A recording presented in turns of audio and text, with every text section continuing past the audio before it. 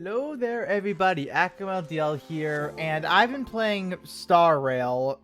Not the day it came out, but very close to it. And as of today, being May 10th, it has been 14 days or 2 weeks ever since the release of it. So I want to give my thoughts on how good, pros, cons, and just how much I've been enjoying this game. So without further ado, let's get this train started.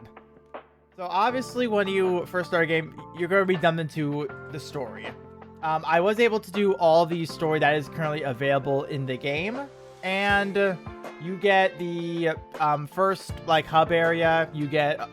Then you get 2 worlds. The first world is actually complete right now, and I will say it was pretty good actually, the overall story. And let me just say, the final boss fight for the first world is very, very good. And meanwhile, the second world, we are still going to be waiting for updates on. Probably going to happen in future patches, and it feels so much more than what the first world ever brought, and a pretty good cliffhanger too. I really do want to read more of it, and I will say the story is very dear to me. Moving on from story, we're going to move into combat, and this is probably where a lot of people are really going to look at what the game is. Is this game fun? Now, me personally, I prefer turn-based combat over what Genshin has. This feels so much better, and also, Hoyoverse can actually do what they do and actually make stuff pretty. They do the ults very, very well.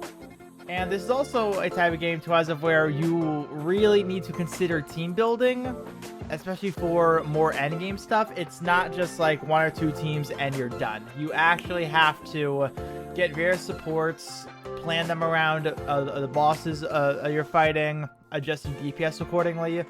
Lots of thought, and it is very, very fun to think about. I'm still at a point where I'm still building a lot of units right now. It's fun, to say the least. Let's say that. But I am still having fun with just playing the game as is. So there's a mode called Simulated Universe. Alright? This is the roguelike feature. It's got weekly rewards that do scale depending on your world level up to when you hit rank 40, which also rank 40 is a very, very good point to be at as well. That's where you can start any form of endgame farming.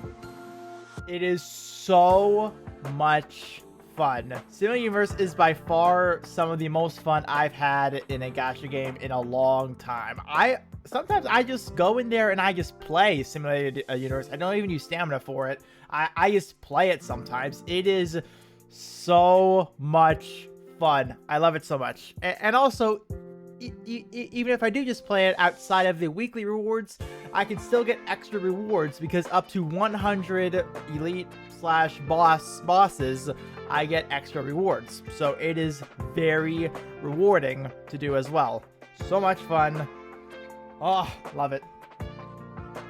So now we're going to go from Simulated Universe onto Forgotten Hall, which is going to be like another game mode type thing. Think of it as like your tower mode of Forgotten Hall instead. So this is where some similarities do draw with Genshin. You need up to 2 teams for it, and this is where endgame is. When I start with Forgotten Hall, it will go from floors 1 to 15, with 11 to 15 being 2 teams. Those are permanent. Don't need to worry about that. But after you clear, not complete, after you clear the first 15 floors, you will then unlock Chaos. Chaos will be 10 floors that do reset. I think 2 to 3 weeks. I haven't seen it yet, but I heard 2 to 3 weeks. Probably 2 weeks because that would look better, but whatever. These are not that easy for now because people are just now starting to hit rank 50, which will be the next world level, so another level increase up to level 70. And these guys go up to 80 and I think 90? I think. Not quite sure, but this will get easier the higher rank you are and the more investment you are, but it is possible to start to clear them at rank 40. People are crazy for it, but it's definitely possible.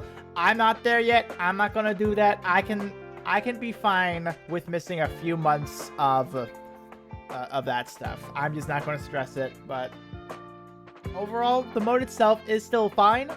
It's fun. Free rewards. Nothing to really complain about. So now we're going to get into a little bit of what else to do, more like daily, weekly, and stuff like that. So obviously I mentioned Simulated Universe and Forgotten Hall, but what about dailies now? So dailies, these are done really, really well, and I do like it a lot. I'm going to make the direct comparisons to Genshin because this is a system they did directly improve upon. So these are not tedious. You pretty much just get like a bunch of cards, and they say stuff you need to do. Whether it's like beat enemies, clear simulated universe, do your one single daily quest. These missions, you can literally do them while doing your daily stamina, and just quickly do your a daily mission. And I believe it does grant more XP than Genshin. I've played Genshin in a long time, so do not quote me on that. But it does feel much more rewarding to do these dailies because you barely have to try for them. You just like do your simulated universe, so you drain your stamina, and you're pretty much done with it. It feels great to do. So the Battle Pass now, moving on from missions and dailies. The Battle Pass, it is pretty much like Genshin's. It is easier to fill out as far as I'm aware. They're not hard at all. But then, you can still pick one light cone of your choice. Just like with the Genshin's pick a weapon. Same thing does exist here. But also, at rank 40, in the free Battle Pass, you don't have to pay for this. You'll get a free 5-star gear piece with a main stat of your choice. This is phenomenal because you get this about once a month. So this means you're guaranteed to have a main stat of your choice on a piece of gear. So this will mean it'll be very easy, not very easy, it'll be easier to get characters up and running, not optimizing, but getting characters having the ability to actually start to be run will always be great. I love this. I'm not up to it yet. I just hit rank 30, so I still have a little way to go before I hit this piece, but it is very nice to know that something like that will exist. Now, we're going to continue to talk about gear, going off of from the Battle Pass here. It is about as bad as Genshin. I'm not going to sugarcoat it. It is about as bad as Genshin. Literally in my notes, I wrote good luck, so...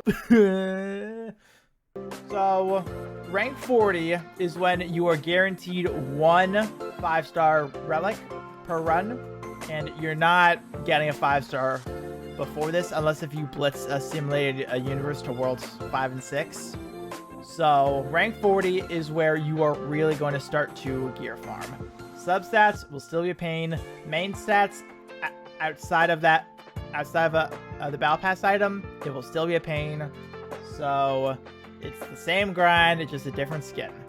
Hopefully there's more endgame, but obviously all we have for now is Forgotten Hall, so we'll find out eventually. So now I'm going to talk about the gameplay loop really quick, because it's like, okay, well, let's say I'm done with store, I'm done with all my quests. What is some stuff I can do from day to day? How is my schedule going to look like after a certain point in time? So, first of all, you will have whatever stamina you have, as well as your dailies. So always be sure to fill out your dailies. It's not hard. You will have a weekly simulated universe for those points, which are very valuable. It's also even more free summoning material, so it's very worth doing. You can get done in like 2 to 3 runs. Not that hard at all. You will also have your Echoes of War you have 3 quests you can do every week. You can either do 2 of one of the other, or just all 3 in one. Really good. I personally like it a lot. And Forgotten Hall will be either clear for the first time or doing your chaos stuff before it does reset. This will obviously be much later on, but this will be something that will be done because I believe it is even more summoning materials. But then you are able to clear out overworld mobs for some materials, which is always good to have on hand. And it's also character XP as well, just in case if you don't have enough of those character XP mats, you can always do that. Then also, you can always do simulated universe for up to 100 of the elite bosses for more of those same mats. So you will have plenty sources of mats, credits. Very good source just by randomly doing stuff throughout the world. And we're still waiting on events, but obviously once when we get events, those will start to play a part in the gameplay loop as well. I really do hope we get events soon. I'm itching to see what these events are going to entail. I really want to know. Now we're going to talk about banners. This is probably where a lot of people are waiting for right now. So the banners are the same as Genshin's. Soft Pity at 75 pulls 50-50 at 90. Then if you lose your 50-50, next one's guaranteed the Baron unit. And then I don't know if Genshin's weapons changed. I heard they did, but just in case, I do know that there's a light cone banner, which is equivalent to Genshin's weapon banner, where it's 75-25, and it's 80 pulls to get that 75-25. I don't know if Genshin adjusted to that, but I'm just saying how Honkai Star Rail is currently doing it. So now, as for like how much currency you get, in the 2 weeks I've been playing, I had almost a full pity. A whole pity of 18 multis. I almost have a full pity. Probably a full pity if I were to actually spend some of my resources. But I spent 88 summons for Sela. Absolutely worth it. He is an amazing unit, and I'm saving for the next banner, which will arrive in 1 week from me recording this. That he is very strong, so I can't wait for that. But I would say I'm probably after this grace period, where it's like they're shoving summon materials down our throats. I would expect maybe a full pity in a month and a half, maybe. Expecting. But right now, you can blitz to get a lot of free materials, so it's really good so far. Really good. And banners, same. I just have to adopt a different mindset to them. So now, the conclusion. Overall, I am having a lot of fun with this game, much more than Genshin could have ever had with me, because Genshin, I tried 5 times, never got hooked into it. Honkai Star Rail, I went in thinking I'm not going to like it. It is Hoyoverse. I'm going to have something to gripe about it. But no, it turns out I don't have too much negative things to say. I'm having a fun time with it so far. Of course, now I'm on the massive grind part. So for all I know, all this can change. But right now, I'm still having a lot of fun. But this is a grace period, once again. So I need to wait on events and how they do patches in order to see how it handles in the long run to draw a proper conclusion. But for right now, starting out, this is much more fun than I ever had on Genshin. So be sure to let me know whether or not you are currently playing Star Rail, how much fun you're having, like, didn't like. Let's engage in some friendly conversation. So without further ado, I'll see you all next time, whenever that may be. See ya.